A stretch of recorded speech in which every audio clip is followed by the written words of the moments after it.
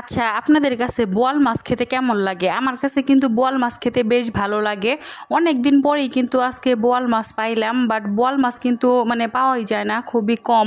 তো আমাদের এখানে আসলে নদী থেকে বোয়াল মাছ তোলা হয়েছে। তো সেইখান থেকে একটি বোয়াল মাছ আসলে সৌভাগ্যক্রমে পেয়ে গেছি। তো হ্যালো এভরিওয়ান, আসসালামু আলাইকুম। যে যেখান থেকে আমার ভিডিওটি দেখছেন, আশা করি আপনারা অনেক ভালো আছেন।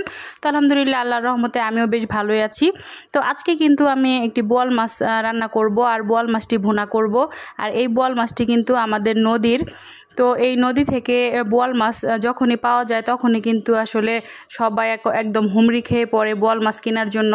আর এই বোয়াল মাছটা কিন্তু সাইজে অনেকটাই ছোট, বলতে গেলে বাচ্চা বোয়াল মাছ আর কি। তো বড় যেহেতু বোয়াল মাছ পাই নেই, তো বাচ্চাটা খেয়েই দেখা যাক কেমন লাগে।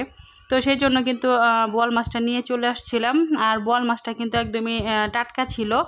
তো এখানে কিন্তু দেখতে পাচ্ছেন বোয়াল মাছ রান্না করার জন্য আমি পেঁয়াজ আর কাঁচামরিচ নিয়ে নিয়েছি। তো বোয়াল মাছটাকে আজকে ভুনা করব একদম লাল লাল করে। তো অনেক দিন ধরে আসলে আমার খেতে মন চাইতেছিল বোয়াল মাছ ভুনা। তো ভাগ্যক্রমে আসলে পেয়ে গেলাম বোয়াল মাছ। আর বোয়াল মাছ কিন্তু বাজারে গেলে চোখে দেখা যায় না, এরকম। তো যেহেতু এটা নদীর মাছ খেতে কিন্তু অনেক মজা। তো এখানে দেখতে পাচ্ছেন আমি প্রথমেই কিন্তু তেল দিয়ে তারপরে পেঁয়াজ আর কাঁচামরিচ ভালো করে ভেজে নিলাম। ভেজে নেওয়ার পরে কিন্তু এখানে অল্প একটু আদা জিরার পেস্ট, হলুদের গুঁড়া, মরিচের গুঁড়া, ধনিয়ার গুঁড়া, পরিমাণ মতো লবণ সব কিছু দিয়ে কিন্তু আমি এই মশলাটাকে ভালোভাবে কষিয়ে নেব একদম লাল লাল করে। তো কষিয়ে নেওয়া হয়ে গেলে কিন্তু আমি বোয়াল মাছটাকে দিয়ে দিব।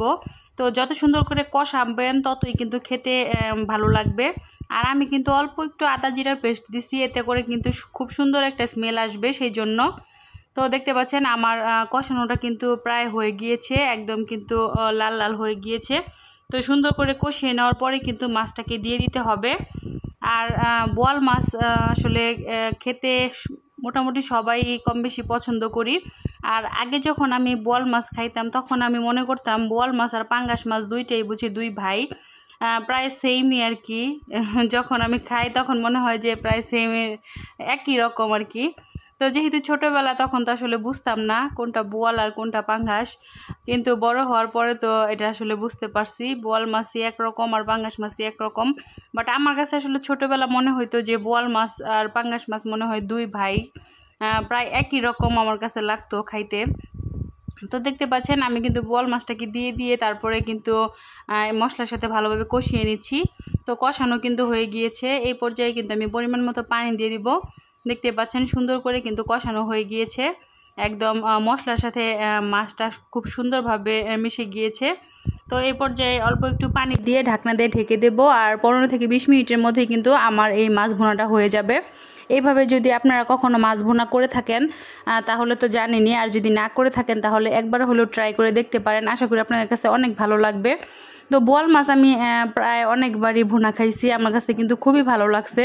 আসলে যে কোনো মাছই যদি আপনি ভুনা খান, ইলিশ মাছ থেকে শুরু করে, তো সব মাছই কিন্তু মোটামুটি ভালোই লাগে ভুনাতে আসলে।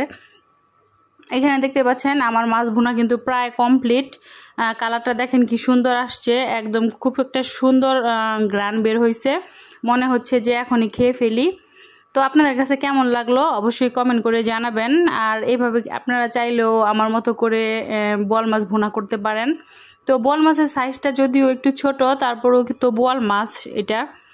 তো দেখতে পাচ্ছেন আমার কিন্তু তরকারিটা হয়ে গিয়েছে প্রায়, একদম সুন্দর করে কিন্তু ভুনাটা করে ফেলেছি, একদম মাখো মাখো করে আর কি।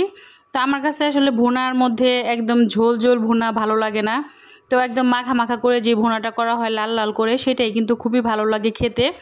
তো আজকের ভিডিওটি আপনাদের কাছে কেমন লাগলো অবশ্যই কমেন্টের মাধ্যমে জানাবেন। তো আজকের মতো এই পর্যন্তই, সবাই ভালো থাকবেন, সুস্থ থাকবেন, আল্লাহ হাফেজ।